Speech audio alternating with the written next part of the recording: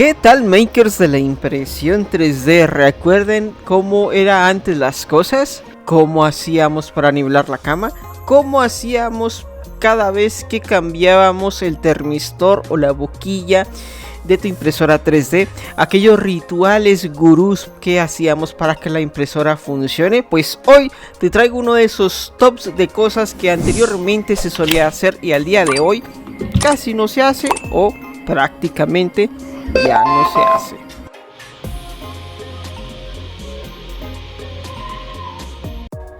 Y en el primer puesto tenemos calibración manual de la cama. Sí que es cierto que al día de hoy se sigue usando. Cualquier persona que tenga una Ender 3 EV3 SE, sí, eso también se calibra manualmente, aunque tenga la calibración automática, a veces falla, no es Dios. También hay personas que tienen la Ender 2 o la Ender 3 o una NET o cualquier otra máquina chinesca y no chinesca de la antigüedad, coño, pues hace su nivelación manual de la cama. Sí que es cierto que al día de hoy ya estamos a punto de cerrar esa puerta y irnos a la automatización completa en cuanto a ese aspecto, si no es que ya estamos en eso, pero sigue habiendo unas cuantas personas ahí que tienen ese tipo de máquinas. Esto lo meto en este top por eso, porque ya al día de hoy ya no se hace y antes era de a diario. Y hay un factor muy importante en esto. Antes yo me acuerdo que movías algo, pum, se desnivelaba la cama, se movía la cama, hombre, y ya no quedaba igual y tenías que volverla a nivelar. Me pasaba también con la Blue Air 2-3, maldita máquina, que de recién que comprabas la máquina, pum, te llegaba pandeada la cama y pues por más que le estés dando ahí con la hojita, jamás iba a estar bien nivelada esa cosa porque pues venía defectuosa por defecto. Y era diario nivelar la cama, impresión, 2 impresiones, pum, desnivelación de la cama, la tercera estaba mal.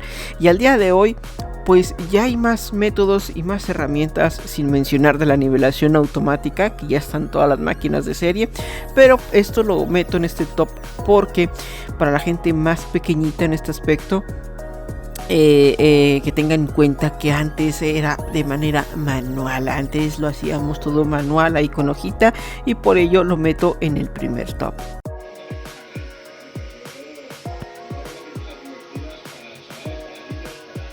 Y en el segundo puesto tenemos cargarse un componente. A ver, esto sigue pasando al día de hoy. De hecho me pasó hace poquito. Me acabo de cargar el sensor de filamento de la Bambu Lab. Fue por un error, soy algo manazas, algo manitas, y pues valió quesadilla el tema. Pero antes era de a diario, bueno, por lo menos en mi caso y mis compañeros que yo he conocido, era diario de que era un temor cambiar la boquilla de la impresora, porque o si te cargabas el termistor o la resistencia. Al día de hoy pues ya no pasa tanto, por eso está en este top, porque a mí también me pasaba de que cambiabas algo, un cable, un componente, se te iba la mano de más y pum, o quemabas drivers, o quemabas motores, o quemabas una que otra cosa por tocar de más la MKS en ese entonces. Bueno, quién sabe si al día de hoy.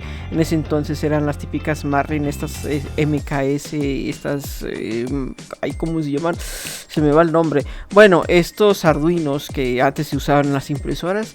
Al día de hoy ya estoy desactualizado en ese tema porque ya no le meto tanto caña a ese tema, porque no me he cargado ningún componente, a excepción del tema del sensor de filamento de la Bambu. Pero era re fácil, de hecho es re fácil cambiarlo. Y antes era un desorden. Antes era, yo me acuerdo mucho con el tema de calibrar los drivers de los motores. A mí me pasó, y no era solo uno, fueron todos, se me quemaron todos. Y era de que tenías que hacer una ecuación media rara para llegar con el voltaje adecuado y que los motores no tengan pérdida de pasos. Pero en el puesto no sé cuál tenemos cargarse un componente, desde un simple termistor a cargarse la MKS, o como muchos lo llaman, la Marlin, totalmente. Y pues bueno, a comprar una nueva.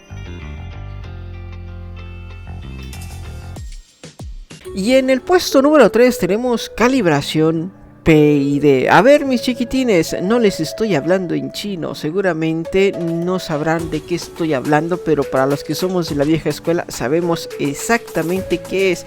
¿Qué es la calibración PID? Anteriormente, cuando nos cargábamos un componente o cuando la máquina, si es que la máquina tenía la posibilidad, nos marcaba que había un error de la temperatura, o sencillamente no avanzaba la temperatura al momento de calentar la cama o la boquilla, pues teníamos que cambiar el termistor o la resistencia dependiendo del caso, y cuando lo cambiábamos teníamos que hacer una calibración. La calibración PID es la calibración de la oscilación de la temperatura en ambos casos, ya sea de la cama o de la boquilla. Esta calibración nos da un parámetro. No tenía que oscilar tanto, le iba calibrando la máquina automáticamente. Generalmente cuando se hacía no subía mucho la temperatura y no bajaba mucho la temperatura tanto en la boquilla o en la cama, para mantener una temperatura estable para que tus piezas estuviesen bien hechas, porque si baja la temperatura de golpe o sube de golpe, o tienes atascos o salen deforme o con líneas o con cualquier otra cosa rara tus piezas. Entonces, ya sea que hayas cambiado esa pieza, pues tenías que hacerlo manualmente. Había un código G que lo metías ahí dependiendo del caso y dependiendo de la máquina, y la máquina lo hacía, o la propia máquina tiene esa opción. Al día de hoy ya eso ya no se hace, prácticamente ya no tienes que hacer nada, la máquina solamente lo hace. En el caso de la Bamboo, pues no se diga, cuando metes el modo mantenimiento o cuando calibras por primera vez tu máquina, además de las calibraciones de movimiento y entre otras, la máquina hace eso. Pero anteriormente yo recuerdo que cambiaba el componente, ya sea el termistor de la boquilla, tenía que meter el código G adentro de la máquina, si no tenía la máquina la opción, y la máquina solo lo hacía y te daba un resultado, y esos valores lo metías tú dentro del código G, y era un puto desastre si tu máquina no tenía esa opción, y si tu máquina tenía esa opción, un alivio. Entonces en el top 3 tenemos calibración PID.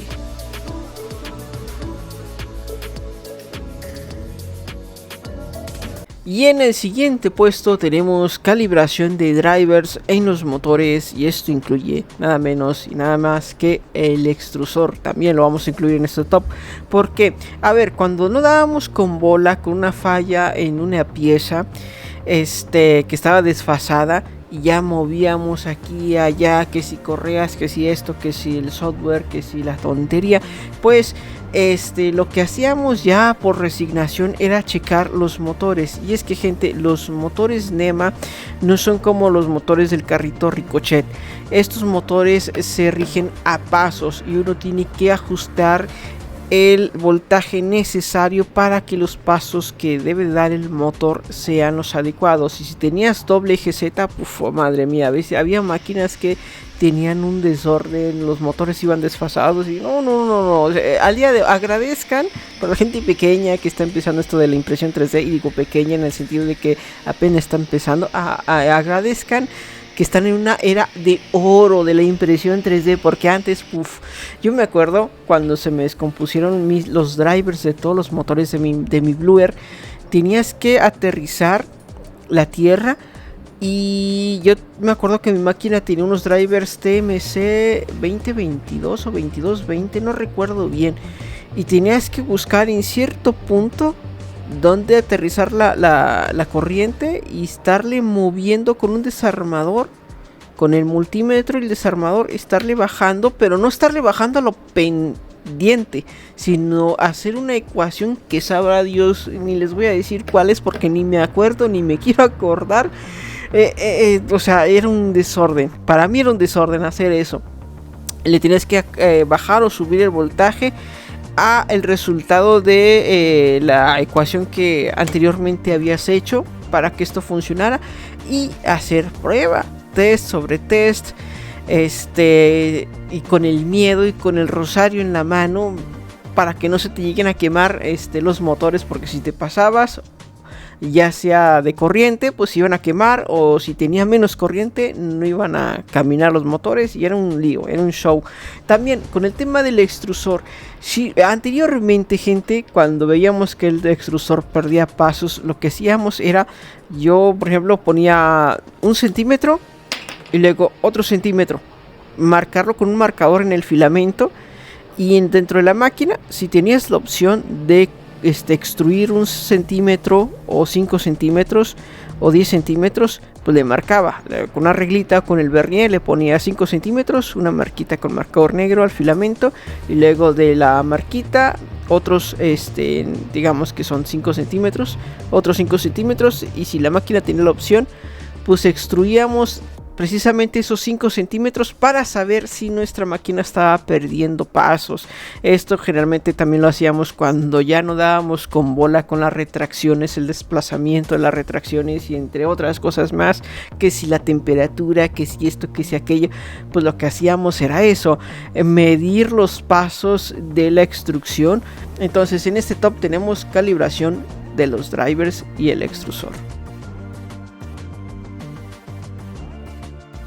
Y en el siguiente top tenemos correas y excéntricas. A ver, sí que es cierto que esto puede pasar al día de hoy, pero esto, vuelvo y lo recalco, era más común y más seguido, de que tenías que ajustar la excéntrica. La excéntrica, banda, al día de hoy hay pura máquina con eje lineal.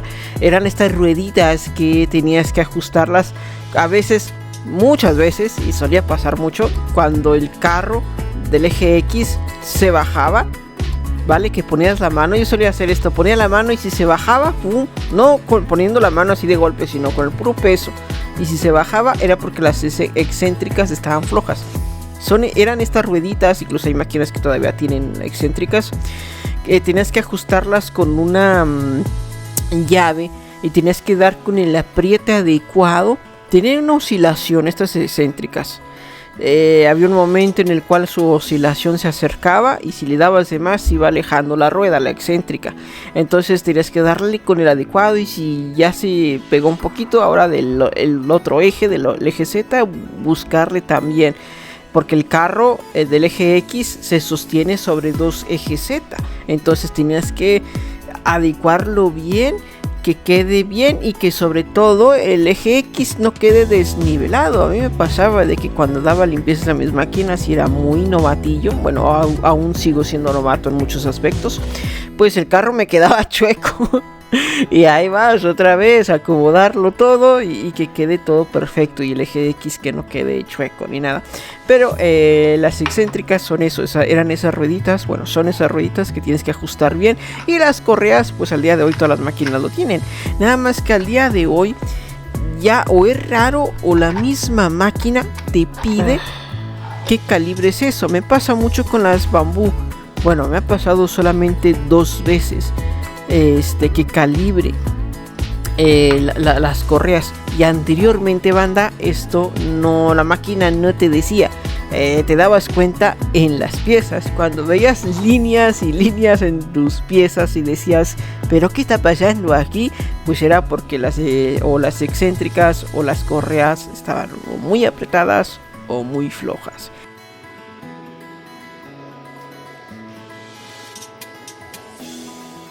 Y en el siguiente puesto tenemos perfiles y perfiles de impresión. A ver, ¿cómo está este tema? ¿Cómo que perfiles y perfiles de impresión? En perfiles me refiero al perfil de tu máquina. Anteriormente te la tenías que sacar entera, todo el diccionario de la impresión 3D para sacar una buena pieza chulísima, aunque sea un Benchy, darle ahí con todo, calibración, test con test. Y es con esto, no me refiero a que ya no, bueno, sí, ya la gente ya es media floja y ya no hace test de impresión 3D. Y generalmente esto se debe a que ya los test que vienen de fábrica, por lo menos yo hablo por los perfiles de Bamboo, ya vienen con una calidad aceptable, que la gran mayoría usa. Y bueno, vamos a vender nuestras figuritas y sin tocar nuestra máquina, sin ponerla a prueba. No, gente, esto antes no era así. Antes los perfiles de tu impresora o eran una barbaridad o eran una chulada, pero generalmente eran una barbaridad. Yo me acuerdo cuando tenía la... Y eso es otra cosa, eran una de esas dos o no tenías perfil. yo lo digo en cuanto a mi experiencia con la Blue Air 2-Trees y con la Tornado. De la 2-Trees, sí, 2-Trees también tuvo una versión de Tornado, como la TU Tornado, que estas máquinas, como eran muy chinescas, no tenían ni siquiera perfil. Ya sea en ese entonces se usaba mucho Ultimaker Cura, ahora ya está Orca Slicer, Prusa Slicer y Bamboo Studios. Antes no había tanto, ahora hay mucha variedad, qué bueno, pero antes todos usábamos vieja confiable Ultimaker Cura. Y si no tenías ese perfil, pues te la tenías que apañar con otra máquina similar y ajustar el perfil. Si es que comprabas una máquina chinesca como yo, o si tenías una Ender 2 o una Ender 3, pues ahí tenías un perfil. Y sobre todo ahí ibas caminando según a tu gusto y tu máquina, con los test de impresión, test de temperatura, test de retracciones, test de Prusa Advance, test de hay un montón. Bueno, pero ibas construyendo ladrillo sobre ladrillo, ¿sí? Con los test de impresión 3D y tenías un buen perfil.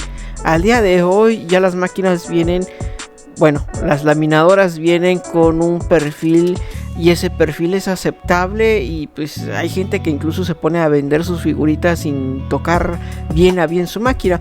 Y con el otro de perfil de impresión 3D, o sea, con el perfil de impresiones, me refiero a estos perfiles que ya vienen preensamblados. Generalmente pasa en Bamboo Studios, donde te metes a la opción de los perfiles y ves una figurita guapa ahí y le das a imprimir y ya la máquina sola se suelta y hace todo. Si tienes las bobinas adecuadas con los colores adecuados, pues ya no, ni preocupación alguna, ya dejas que imprima sola, casi, yo diría casi como una impresora de papel, pero no tanto. Pero a eso me refiero con perfiles de impresiones, o sea, de que ya hay perfiles preensamblados, ya sea desde la propia Handy de Bamboo Studios o de las Ender, de esta aplicación de la Ender, que ya viene todo ya bien ensamblado. Te pones a imprimir y sale con una calidad aceptable, o otras veces sale el monstruo del espagueti y pues bueno, a ponerse a pensar por qué no salió bien. A eso me refiero con perfiles de impresión 3D y perfil de tu máquina. Entonces vamos al siguiente y último puesto.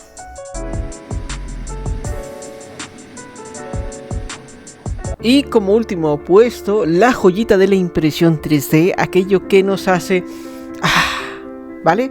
Y se llama monitoreo y confiabilidad. A ver, ¿a qué me refiero con esto?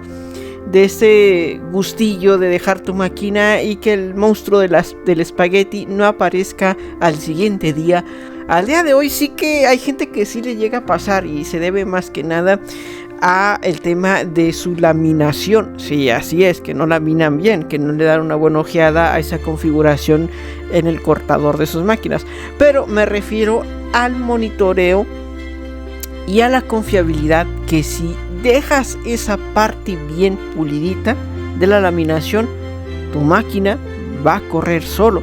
Si no es que muchas veces corre solo, aunque dejes un perfil ahí medio cuidado, ¿vale? Antes, banda, eso no pasaba. Antes yo me acuerdo que una ráfaga de aire, si estás imprimiendo PET o alguna que otra cosa, se te desnivelaba la cama, o un termistor o una resistencia dejaba de funcionar y tenías un atasco, y tu máquina, como no tenía esos sensores que al día de hoy las máquinas tienen, seguían corriendo los ejes, y tú con un atasco y de repente se te revienta y tienes un espagueti ahí dentro del nozzle. Al día de hoy ya no pasa, y si pasa es porque algo estás haciendo muy mal. Entonces esto nos da al día de hoy una confiabilidad de dejar tu máquina teniendo en cuenta y en conciencia que laminaste bien. Tu máquina va a correr porque ya hay una fiabilidad y una confiabilidad de que corre bien, que tu máquina tiene sensor de esto, sensor de aquello. Como que ya mejoraron esos aspectos estas máquinas, tanto de las vibraciones, de las nivelaciones de la cama, de la nivelación de temperatura, de los sensores, incluso el propio monitoreo de la IA de las impresoras. Por ejemplo, el tema de la Bamboo, que te dice cuando desde algo muy sencillo como el sensor de filamento a algo tan importante como calibrar el eje, limpiar el eje Z o el eje X. Y esto antes no pasaba, gente. Al día de hoy las máquinas son muy automáticas, les digo, como en el top anterior, casi parecen de papel, pero no tanto, porque si no calibras bien tu laminador, si no haces test o tienes una calidad estándar, o a la mínima que te pase algo raro, no vas a saber ni por dónde, ¿vale? Y también tiene mucho que ver la comunidad, esta comunidad que ha ido creciendo, ya retroalimentando a estas empresas que construyen estas máquinas. Y también por parte de esto que van retroalimentándose la gente y van sabiendo lo que quiere la gente, pues ha creado una comunidad y un montón de cosas que están pasando que antes no pasaban. Y al día de hoy tenemos máquinas casi semiautomáticas que, vuelvo a repetir, pues podías dejarlas y regresar y todo seguía marchando bastante bien. Antes eso no era muy común. Entonces, como último top tenemos confiabilidad y monitoreo. Antes no era muy probable dejar tu máquina sola sin recibir al espagueti, al monstruo del espagueti.